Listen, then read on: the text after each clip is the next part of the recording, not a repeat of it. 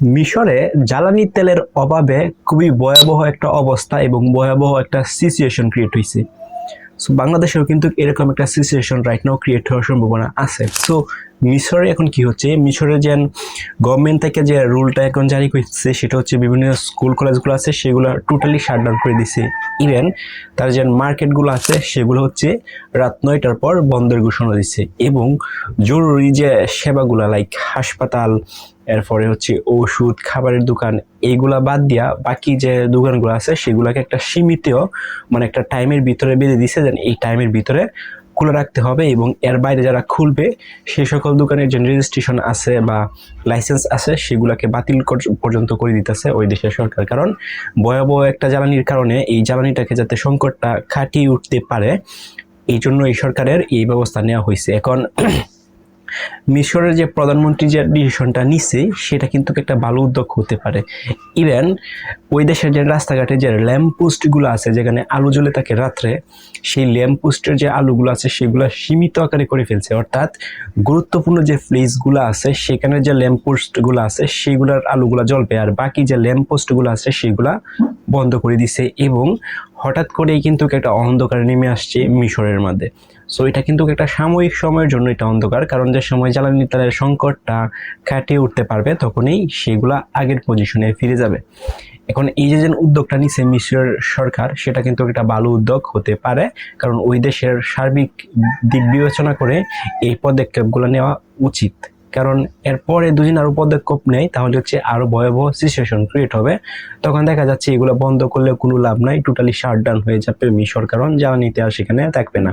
So বাংলাদেশে যে right now যে সিচুয়েশনটা হইতেছে সেটা হচ্ছে জ্বালানি তেলের কিন্তু সংকট খুবই বেশি হয়ে যাচ্ছে এবং বাংলাদেশ সরকারও কিন্তু একটা ডিসিশনের দিকে হাঁটছে। এবং আপনারা জেনে থাকবেন হয়তো যে সরকারি যে ছুটিগুলো আছে 1 দিন বা 2 দিন ছিল শুক্র শনিবার, সেখান থেকে 3 দিন করার সরকারের সিদ্ধান্ত নিচ্ছে বাংলাদেশে। যেন জ্বালানি যে একটা সংকট আছে এই সংকটটা কাটানোর জন্য 3 দিন সরকারের ঘোষণা করছে, যে সরকারি ছুটি 3 দিন হবে যতদিন পর্যন্ত জ্বালানি তেলের স্বাভাবিক না আসবে।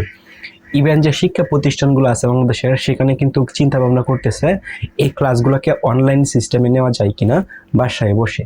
সো এই যে শিক্ষা প্রতিষ্ঠানগুলো যদি এখন বন্ধ করে দেওয়া হয় তাহলে হচ্ছে অনলাইনের ভিত্তিক যদি ক্লাস সম্পূর্ণ করা হয় বা অনলাইনের মাধ্যমে ক্লাসগুলো নেওয়া হয় তাহলে হচ্ছে যে জ্বালানি যে একটা সাশ্রয় সেটা কিন্তু হবে।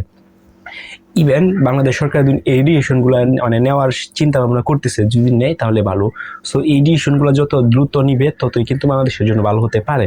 সো ইন দ্য নেক্সট কয়েকদিন পরে যদি এই ডিসিশনগুলো নেয় তাহলে কিন্তু লাভ হবে না, কারণ যে পরিমাণ তেল বাংলাদেশে এখন আছে সেই পর্যন্ত কিন্তু এভাবে দুনিয়ার সাশ্রয়ীভাবে চালায় তাহলে সেটা কিন্তু আরো ইফিসিয়েন্টলিভাবে নিতে পারবো। বাট ইন দ্য 4 দিন 5 দিন 6 দিন বা 10 দিন পরে যদি এই ডিসিশনগুলো নেয় আরো পরে, তাহলে হয়তো এই ডিসিশনগুলো নিলে কিন্তু লাভ হবে না। সো মিশরীয় যে সরকার আছে সেটা যে এখন যে ডিসিশনটা নিচ্ছে সেটা অনেক ভালো একটা ডিসিশন হচ্ছে। সো এখন বাংলাদেশের শিক্ষা প্রতিষ্ঠান বা যে গুরুত্বপূর্ণ প্লেসগুলা বা গুরুত্বপূর্ণ যে প্রতিষ্ঠানগুলো আছে সেগুলা বাদ দিয়ে দুদিন যেগুলো অপ্রয়োজনীয় যেগুলো বন্ধ করে দিলে কোনো লাভ নাই সেইগুলাকে দুদিন বন্ধ করে দেয় এবং গুরুত্বপূর্ণ প্লেসগুলো চালু রাখে তাহলে সেটা বাংলাদেশের জন্য আরো ভালো হতে পারে এবং জ্বালানি তেল খুবই তাড়াতাড়ি হয়তো এটা সংকট কেটে যাবে, কিন্তু 1 মাস 2 মাসের ভিতরে কিন্তু এই সংকটটা হয়তো কাটিয়ে উঠবে না। যদি উঠে তাহলে হচ্ছে ভালোই। আর যদি অনলাইন ক্লাসগুলো নেওয়া হয় তাহলে হচ্ছে অনলাইন ভিত্তিক ক্লাসগুলো করলে স্টুডেন্টদের কিন্তু কি বলে সেটা একটা টাইম লস হবে না এবং হচ্ছে ইফিসিয়েন্টলি পড়াশোনাটা হবে। সো